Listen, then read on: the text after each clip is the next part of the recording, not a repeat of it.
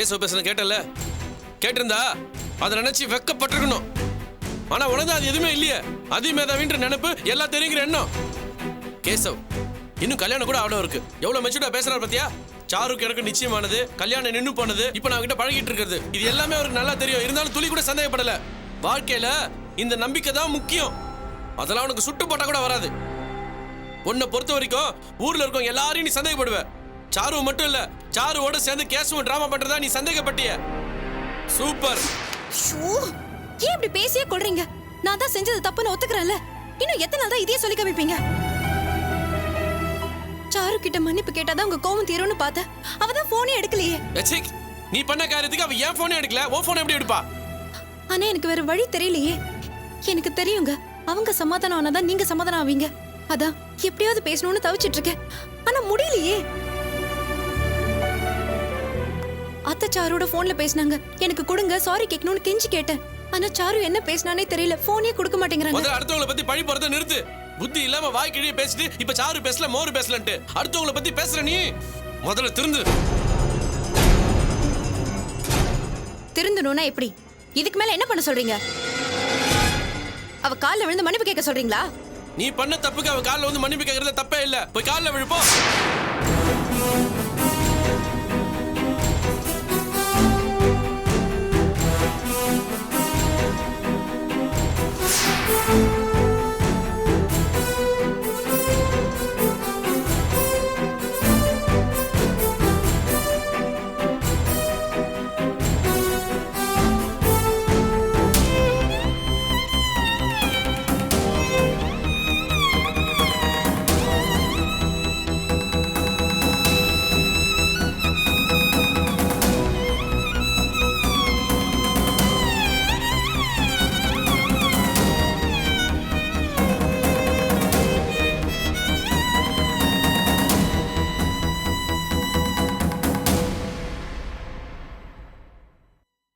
மா பசிக்குது, சோறு போடு.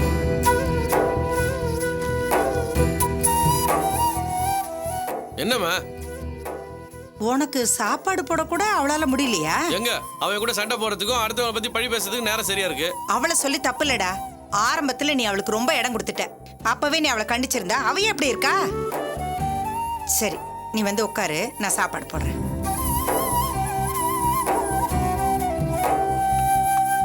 சாரு ஃபோன் பண்ணலாமா? ஆமாப்பா, ரொம்ப மனசு ஒடிஞ்சு பேசுனா. எப்பவும் சிரிச்சு சந்தோஷமா பேசுறவள உன் பொண்டாட்டி வார்த்தையாலே கிழிச்சிட்டாளே. பாவண்டா அவ. என் மேல என்னத்த தப்பு இருக்கு, என்னையே அப்படி பேசினாவன்னு வாய் விட்டு அடறாடா. இந்த லட்சணத்துல நான் சாருகிட்ட பேசணும், போனை கொடுங்கன்னு என்கிட்ட கேக்குறா. இவ ஏதாவது ஏடா கூடமா பேசி அந்த பொண்ணு மனசை நோகடிச்சிருவாளா நான் பயந்துதான். அம்மா நீ பேசவே வேண்டாம், நான் போனை வச்சுட்டேன். போதுமா? கொஞ்சம் போட்டுக்க. ரொம்ப நாளைக்கு அப்புறம் என் கையால சாப்பிடுற. நீ வயிறார சாப்பிடணும், அதுதானே பெத்தவளுக்கு சந்தோஷம். அப்பெல்லாம் அம்மா கையால தான் சாப்பிடணும்னு ஆசைப்படுவேன். கல்யாணத்துக்கு அப்புறம் எல்லாம் மாறி போச்சு. அம்மா கையால சாப்பிடுறதும் பிடிக்கல, அம்மாவையும் பிடிக்கல. மொத்தத்துல அம்மாவோட சொந்தம் யாரையும் பிடிக்கல. யாரும் அப்படி சொன்னது? நீ ஏன் கற்பனை பண்ணி பேசிட்டு இருக்காத? டேய், நீ கோவப்பட்டு பேசினாலும் அதுதானடா உண்மை. பச்சை குழந்தை சாரும் ஒண்ணுடா. அவளுக்கும் உனக்கு பிரச்சனைனா அது எதனால வந்தது சொல்லு? உன் பொண்டாட்டிக்கு பிடிக்காதனால உனக்கும் பிடிக்கல, அதானே? எனக்கு சாருக்கு என்னமா பிரச்சனை?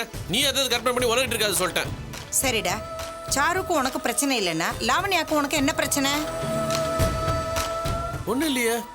என்னமா அது வம்ப போச்சு? நான் லாவண்யிட்ட எதுவுமே பேசவே இல்லை. அதான்டா, நானும் அதைத்தான் சொல்றேன். உனக்கு ஒரு தங்கச்சின்னு ஒருத்தி இருக்கிறதே நீ மறந்து போயிட்டல்ல. அவ முகத்தை பார்த்து பேச கூட உனக்கு கஷ்டமா இருக்குல்ல. மலையாட்ட 2 அண்ணங்க இருக்கீங்கன்னு பேரு. தங்கச்சி முழுகாம இருக்காளே, அவளை போய் பாப்போம், அனுசனே 2 வார்த்தை பேசுவோன்னு என்னைக்காவது நினைச்சிருக்கீங்களா?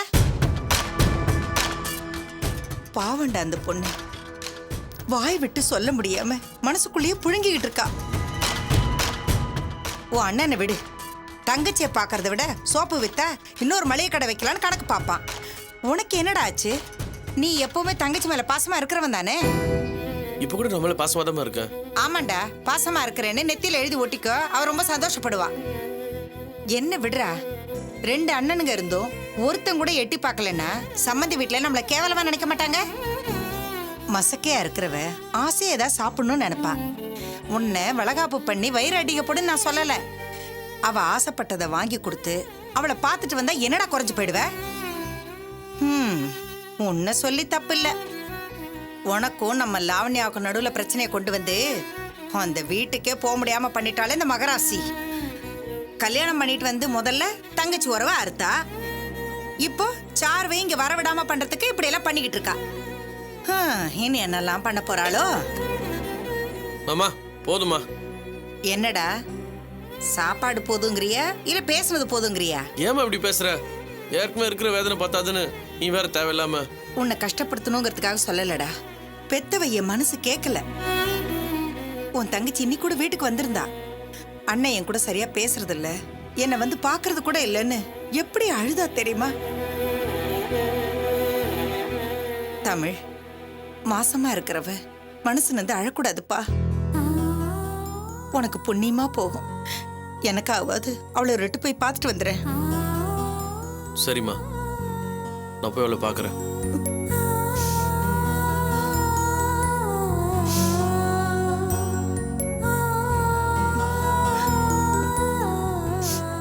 போகும்போது கொஞ்சம் பழமும் ஸ்வீட்டும் வாங்கிட்டு போப்பா.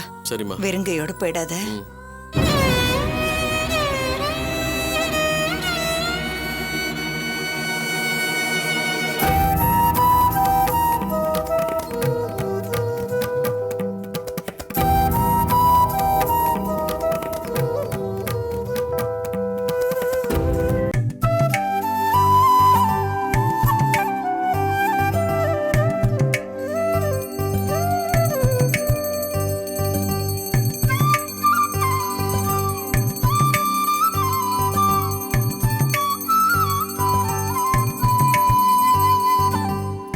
ஆத்தா, நோய் நொடி இல்லாம நீண்ட ஆயுளோட செல்வ செழிப்போட இருக்க நீதாமா அருள் புரியணும். ஆத்தா மகமாயி, உன் உத்தரவுப்படிதான் கோயில் தர்மகர்த்தா எலெக்ஷன்ல நிக்கிறேன். என் எதிரிக்கு ஒரு ஓட்டும் கூட விழக்கூடாது. அத்தனை ஓட்டுமே எனக்கு தான் விழணும். நீதாம என்னை ஜெயிக்க வைக்கணும். ஆத்தா, நீதாம என்னை ஜெயிக்க வைக்கணும். ஆத்தா, நீ எங்களுக்கு எந்த குறையுமே வச்சதில்ல. நாங்க ஏதாவது குறை வச்சிருந்தா வாய் விட்டு சொல்லு தாயி, உடனே நாங்க நிறைவேற்றி வைக்கிறோம். ஆத்தா சொல்லிட்டாலும் சொல்லு ஆத்தா, ஏன் சும்மா இருக்க? நாங்க ஏதாவது குறை வச்சிருக்கோமா? சொல்லு, உடனே நிறைவேற்றி வைக்கிறோம்.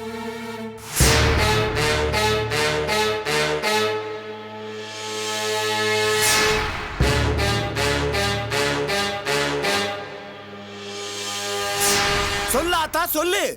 என்ன சரசா, ஆத்தா ஒண்ணுமே சொல்லாம இருக்கா? ஒருவேளை கோபத்தில் இருக்காளோ? ஏங்க, ஆத்தா எப்ப பார்த்தாலும் முன்னாடி வந்து சொல்லிக்கிட்டு இருக்குமா? அவளுக்கு எந்த குறையும் இல்ல, அதான் அமைதியா இருக்கிற. அடியே, ஆத்தாவுக்கு குறை இல்லைன்னு யாரடி சொன்னது? பொய் சொன்னா ஆத்தா ஆக்ரோஷமா ஆயிடுவா. ஆத்தா, உலகளந்த நாயகி வந்தது நீயா சாமி? ஆமாடா, நான் ஆத்தா வந்திருக்கேன். பார்த்தா தெரியல? கண்ணை திறந்து பாருடா. மகமாயி, தப்பு பண்ணிட்டமே. உனக்கு என்ன குறையாத்தா? எதுவா இருந்தாலும் சொல்லி தீர்த்து வைக்கிறோம். சொல்றேன்டா, சொல்றேன். இந்த வீட்டோட குத்து விளக்க, கொடி முல்லைய ஏக்கப்பட்டு அழ வச்சிட்டீங்களேடா. இது அந்த தெய்வத்துக்கு அடுக்குமா? சரசா, யார் அந்த கொடிமுல்ல? அடே, என்கிட்ட கேளுடா, நான் சொல்றேன். வாடா இங்க. சொல்லாத்தா. என் முன்னாடி வந்து கை கட்டி நில்லுடா. அடடா, எத்தனை வாடா எத்தனை போடா. இதுக்கெல்லாம் ஒரு குடுப்பனை வேணும். சொல்லாத்தா. ஏண்டா, புருஷன் பொண்டாட்டிய பிரிச்சு வச்சு பாவத்தை கொட்டிக்கிட்டீங்களேடா. இங்க என் மக புருஷனை பிரிஞ்சு தவிக்கிறாளேடா. இது உன் புத்திக்கு உரைக்கலையா? ஆத்தா, ஆடி மாசம் பொண்ணு அம்மா வீட்டுக்கு கூட்டிட்டு வரதானே முறை. அடியே போக்கத்தவள, ஆத்தாளுக்கு தெரியாத ஆடி ஆடி எனக்கே புத்தி சொல்றியா நீ? இங்க நீ ஆத்தாவா, நான் ஆத்தாவா?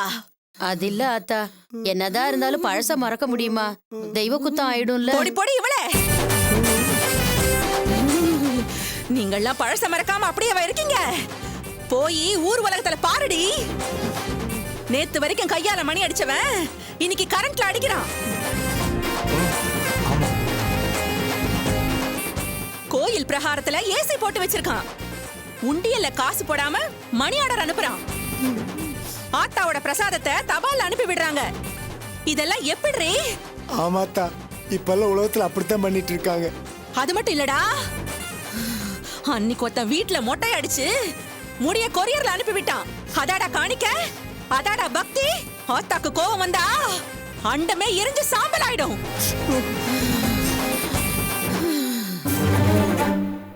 ஆத்தா, நீ சொல்றதெல்லாம் உண்மைதான். ஆனா மத்தவங்க பண்ற தப்புக்கு நாங்க என்ன பண்ணுவோம்? எங்கனால உலகத்தை திருத்த முடியாதாத்தா? டேய், முதல்ல நீ திருந்துடா.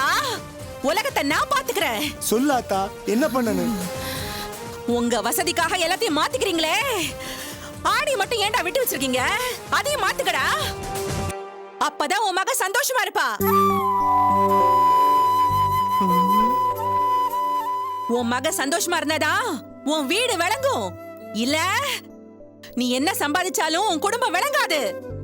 தேர்தல்ல நின்னாலும் தோத்துதான் போவ. ஐயோ ஆத்தா, அப்படி ஏதாவது பண்ணிடாத. நான் செஞ்ச தப்புக்கு ஏதாவது பரிகாரம் பண்ணிடுறேன். டேய், பரிகாரம் பண்றது பலகாரம் பண்றதெல்லாம் யாருக்குடா வேணும்? வேற என்ன பண்ணணும்னு சொல்லாத்தா, அதையே செஞ்சிடறேன். இந்த வீட்டு மகாலட்சுமிய அவ புருஷனோட அனுப்பி வச்சு அவளை வாழ வைக்கிற வழிய பாருடா. இல்ல ஐயோ ஆத்தா, நீ சொன்னபடியே செஞ்சிடறேன். என்ன தேர்தல தோக்கடிச்சிடாத. என் கௌரவம் மரியாதை எல்லாமே அதுலதான் இருக்கு. டேய், நான் சொன்னதை செஞ்சு ஆத்தாள குளிர்ச்சி பண்ணுடா. நீ கேட்ட வரத்தை கொடுத்து உன் குடும்பத்தை நான் வாழ வைக்கிறேன். அப்படியே ஆகட்டாத்தா. ஆத்தாவோட பேரை சொல்லி என்ன வழி அனுப்பி வைங்கடா.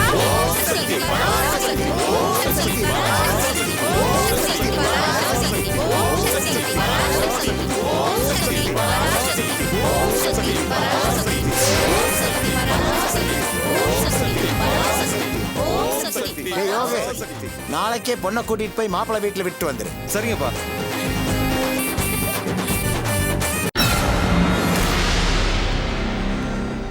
நீ கொஞ்ச நேரம் இங்கேயே வெயிட் பண்ணு, நான் உள்ள போயிட்டு வந்தேன். சரிங்க சார். Good morning madam. வாங்க சார், உட்காருங்க. எனக்காக நீங்க காத்துட்டு இருக்கிற டைம் போய் இப்போ உங்களுக்காக நான் காத்துட்டு இருக்கிற நேரம் வந்து. சாரி மேடம், தப்பா நினைச்சுக்காதீங்க. தர்ம ஆளுங்களோட பேசி சமாளிக்கிறதுக்குள்ள போதும் போதுன்னு ஆயிடுச்சு. ஓஹோ. ஆமா மேடம், அண்ணனுக்கு துரோகம் பண்ண மாட்டேன், அவர் என்ன வாழ வைக்கிற தெய்வம் மாதிரி அப்படின்னு ஒவ்வொருத்தரும் டைலாக் பேசிட்டு அலையறானுங்க. இதோ நிக்கிறானே, இவனை சரி கட்டி அழைச்சிட்டு வந்திருக்கேன். அதான் கொஞ்சம் டிலே ஆயிடுச்சு. சரி, எதுக்கு வெளில நிக்கிறாரு? உள்ள வர சொல்லுங்க. யோ சார், மேடம் கூப்பிடுறாங்கல்ல, உள்ள வாயா.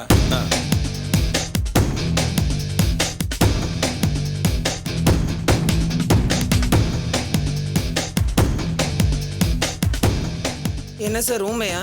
பேச்சே காணோம். இல்ல மேடம், நல்லா வாய்கழியே பேசுவான். அப்ப சுந்தரி வீட்டுக்கு ஆரம்பிச்சது யாரு? எதுக்காக அப்படி செஞ்சாங்கன்னு சொல்லுங்க சார். யோ மேடம் கேக்குறாங்கல்ல, சொல்லியா. எப்படி சார்? அண்ணனுக்கு அப்ப இருந்து இப்ப வரைக்கும் நான் விசுவாசமா இருந்துட்டேன். இப்ப போய் திடீர்னு துரோகம் பண்ணலாம் சார். ஆனா நம்பிக்கை துரோகம் பண்றது தப்புன்னு அண்ணன் எங்களுக்கு அடிச்சு புடிச்சு சொல்லி கொடுத்துருக்காரு. யோ, உன் விசுவாசத்தெல்லாம் அப்புறம் வச்சுக்கையா. வாங்கின காசுக்கு எங்களுக்கும் கொஞ்சம் விசுவாசமாயிரு. சொல்லு, சுந்தரி வீட்டுக்கு அடியாளை அனுப்புனது யாரு? அது அது வந்து சார். அதான் வந்துட்டல, சீக்கிரம் சொல்லி தொலை. மேடம், அதாவது சுந்தரி வீட்டுக்கு அடியாட்கள் அனுப்புனதே எங்க அண்ணன் தான். ஆனா பாருங்க, இது எல்லாமே ஒரு செட்டப். அதெல்லாம் எனக்கு ஏற்கனவே தெரியும். சுந்தரிக்கு இதெல்லாம் தெரியுமா? அவளும் சேர்ந்துதான் இதெல்லாம் பிளான் பண்ணால. அத சொல்லு. சேச்சே, உண்மையை சொல்லணும்னா இப்ப வரைக்கும் சுந்தரி மேடத்துக்கு இதெல்லாம் தெரியுமாங்கிறது எனக்கு தெரியாது மேடம். எங்க இருந்து சார் இவனை பிடிச்சிட்டு வந்தீங்க? இழுத்து இழுத்து பேசிட்டு எனக்கு பைத்தியம் முடிக்கும் போல இருக்குது. யோ, கேட்ட கேள்விக்கு சுருக்கமா பதில் சொல்லியா. ஆகட்டும் சார். சுருக்கமா பேசணும்னா பேசின தொகைக்கு மேல தான் கிடைக்கும். ஏய், என்னைய முறைக்கிற? உன்கிட்ட கொடுத்த காசுல பாதி காசு அங்க கொடுத்திருந்தா ஸ்டேஷன்ல ஒன்னு அடிச்சே பேச வச்சிருப்பாங்க. மேடம், சும்மா மிரட்டாதீங்க. ஆள் அனுப்பிச்சது எங்க அண்ணன். சொல்ல சொன்னாரு, சொல்லிட்டேன், வரேன். ஏய், எங்க போற? நில்ல. ஆள் அனுப்பிச்சது உங்க அண்ணன், போய் அடிச்சிட்டு வந்தது யாரு? நீயா? ஐயா, இந்த மாதிரி சில்லற வேலைக்கெல்லாம் அண்ணன் என்ன யூஸ் பண்ண மாட்டாரு. அப்ப டைம் பாம் வைக்கிறது, அணுகுண்டு வீசுறது, இந்த மாதிரி வேலை மட்டும் தான் பாப்பீங்களா? ஐயோ மேடம், எங்களுக்கு அடித்தடி மட்டும் தான் தெரியும். நீங்களே எங்களை வம்பள சிக்க வச்சிடாதீங்க.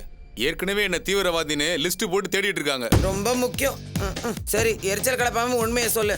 சுந்தரி வீட்டுக்கு உங்க அண்ணன் யார் அனுப்பிச்சு வச்சாரு? அண்ணன் இந்த மாதிரி வேலைக்கெல்லாம் எங்களை யூஸ் பண்ண மாட்டார் மேடம். இதுக்குன்னு ஆந்திராவில் ஒரு 3 பேரை செட் பண்ணி வச்சிருக்காரு. அவங்களுக்கு ஃபோன் பண்ணா போதும், வந்து என்ன வேலையோ அதை கச்சிதமா முடிச்சு கொடுத்துட்டு போயிடுவாங்க. ஏயா உங்க வீரத்து மேல உங்க அண்ணனுக்கே நம்பிக்கை இல்லையா? அது அப்படி இல்லை சார். உள்ளூர் லோக்கல் போலீஸுக்கு எங்களை யாருன்னு நல்லாவே தெரியும். செஞ்சது நாங்க தான் தெரிஞ்சா வந்து எங்க டவுசரை ஊத்துற மாட்டாங்க. Sorry madam. சார், ஆந்திரா ஆளுங்க இங்க வந்து அடிக்கும் போது நாங்க ஏதாவது ஒரு தியேட்டர்ல படம் பார்த்துட்டு இருப்போம். அப்பதானே போலீஸ்க்கு எங்க மேல சந்தேகம் வராது. இதெல்லாம் எங்க அண்ணனோட ஐடியா சார். அவர் பெரிய புத்திசாலி. அவர் இங்க இருக்க வேண்டிய ஆளே இல்ல, எங்கேயோ இருக்க வேண்டியவர். ஆமாமா, உன்ன மாதிரி காட்டி கொடுக்குற ஒருத்தனை கூடவே வச்சிருக்கானே, நிஜமாவே அவன் சூப்பர் புத்திசாலி. சார், அவன் எவ்வளவு பெரிய கிரிமினல் கேட்டீங்களா சார்? ரொம்ப நம்பிக்கையான ஆளுன்னு அவனை போய் கூட்டிட்டு வந்தீங்களே சார். சாரி மேடம், திறமையான ஆளு, சொன்ன வேலையை கச்சிதமா முடிச்சு தருவான்னு நானும் நம்பிட்டேன். என்ன சார் நீங்க ஒரு லாயரா இருந்துட்டு இப்படியே ஏமாறுவீங்க? எனக்கு வேலை பார்க்க வந்தவன் சுந்தரி பக்கம் போனான், இப்ப அவளுக்கும் துரோகம் பண்ணியிருக்கான். நான் உங்களை நம்பினா நீங்க ஒரு துரோகியை நம்பி வேலையை ஒப்படைச்சிருக்கீங்களே. சாரி மேடம், அவனை பத்தி சரியா விசாரிக்காம விட்டது ஏன் தப்பு தான். சும்மா சாரி கேட்கறதுல ஒரு பிரயோஜனமும் கிடையாது. நீங்க செஞ்ச தப்புக்கு பெனால்ட்டியா இவனுக்கு சேர வேண்டிய அமௌண்ட்டை நீங்களே செட்டில் பண்ணுங்க. ஐயோ மேடம், அவ்வளோ பெரிய அமௌண்ட்டுக்கு நான் எங்க போவேன்? சும்மா பஞ்ச பாட்டு பாடாதீங்க. பேசி பேசி சம்பாதிச்சிருப்பீங்கல்ல, அதுல கொஞ்சம் எடுத்து விடுங்க. அப்பதான் என்னுடைய வேலையை குயிக்கா முடிச்சு தருவீங்க. ரொம்ப ஃபீல் பண்ணாதீங்க சார். என் வேலையெல்லாம் முடிஞ்ச உடனே எல்லாத்தையும் நானே செட்டில் பண்ணி தொலைகிறேன். அப்ப இவனை அனுப்பிச்சிட்டுங்களா? முதல்ல அதை செஞ்சு தொலைங்க. இவன் பேசுறத கேட்கறதுக்கு இம்சையா இருக்கு. யோ, போயிட்டு 2 நாள் கழிச்சு வந்து என்ன பாரியா? சார், நான் இங்க வந்து போன விஷயத்த அண்ணன்ட்ட சொல்லிடாதீங்க. தெரிஞ்சா என்ன கொன்னே போட்டுருவாரு. யோ, நீ ஒன்னும் பயப்படாத. உன் அண்ணனே இன்னும் 2 நாள் தான் வெளில இருக்க போறான். மேடம் சார், இவங்கிட்ட ஆந்திரா ஆளுங்களை பத்தி மொத்த டீட்டெயில்ஸும் விசாரிச்சு போலீஸ்ட கம்ப்ளைண்ட் கொடுத்துருங்க சார். அவனுங்களை இழுத்துட்டு வந்து 4 மிதிச்சு விசாரிச்சா தர்மனை பத்தின மொத்த விஷயத்துக்கு கக்குவானுங்க. ஓகே மேடம், அதை நான் பாத்துக்கிறேன். சார், நீங்க பேசுறத பார்த்து அண்ணனை தூக்கி உள்ள வைக்கிறதுக்கு பிளான் பண்ற மாதிரி தெரியுது. சாச்சா, உன் அண்ணனை தூக்கி உள்ளெல்லாம் வைக்க போறது இல்லப்பா, தூக்கலே போட போறோம். சார், உண்மையை சொன்னா போதுன்னு கூட்டிட்டு வந்துட்டு இப்ப என்னென்னமோ பேசுறீங்க. இதுக்கு நான் ஒத்துக்கவே மாட்டேன். ஏய், நிறுத்துறா சார். இவன் ஒத்துக்கிட்டா விட்டுருங்க சார், இல்லைன்னா இவன் மேலே பெட்டி கேஸ் போட்டு உள்ள தூக்கி போடுங்க சார். மேடம், இதை பத்தி நீங்க கவலையே படாதீங்க. நீங்க சொன்ன மாதிரியே எல்லாத்தையும் பண்ணிடுறேன். You don't worry. ரொம்ப டிலே பண்ணாதீங்க சார். லேட் பண்ணா சாருக்கு பதிலா உங்களை தான் கொண்டு போய் கோர்ட்ல நிக்க வைப்பேன். சுந்தரி வீட்டுல போய் ரகலை பண்ணினது நான் தானே, அப்புறம் நீங்க தான் சரண்டர் ஆக வேண்டியிருக்கும். இல்ல மேடம், இந்த கேஸ் ட்ரையலுக்கு வரதுக்கு முன்னாடியே தர்மனை சரண்டர் ஆக வச்சிடுறேன். சீக்கிரம் ஆக வேண்டியது பாருங்க. சரி மேடம், அப்ப நாங்க வரோம். பையா.